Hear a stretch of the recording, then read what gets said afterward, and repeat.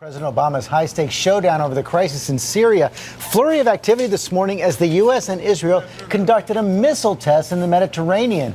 This as the White House pulls out all the stops to persuade skeptical members of Congress to authorize military action. And Syrian President Bashar Assad is publicly taunting President Obama.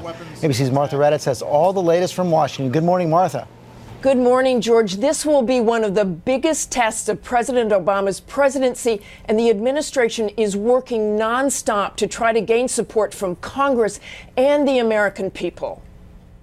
The president reached across the aisle to make his case, meeting with two of his harshest critics in an effort to gain momentum for congressional approval to use military force against Syria. I think we have found some areas that we can work together, but we have a long way to go. We urge the president to up his game and inform the American people what does it mean if Assad wins and the opposition loses. While Senator McCain has criticized the president for not taking enough action in Syria, he is now urging his colleagues to support the resolution. A vote against that resolution by Congress, I think, would be catastrophic because it would undermine the credibility of the United States of America and the president. Meanwhile, Syrian President Bashar al-Assad, looking poised and immaculately dressed, came out in defiance, telling the French newspaper Le Figaro that President Obama has no proof chemical weapons were used.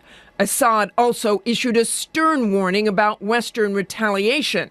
The Middle East is a powder keg, and the fire is getting closer, he said. No one knows what will happen. Everyone will lose control once the keg blows up. Chaos and extremism will spread. The risk of a regional war exists. Today, top congressional leaders will be summoned to the White House. George, this is a full court press. No question about that, Martha. But what about these alarms that went off this morning when Russia reported a missile launch over the seas near Syria?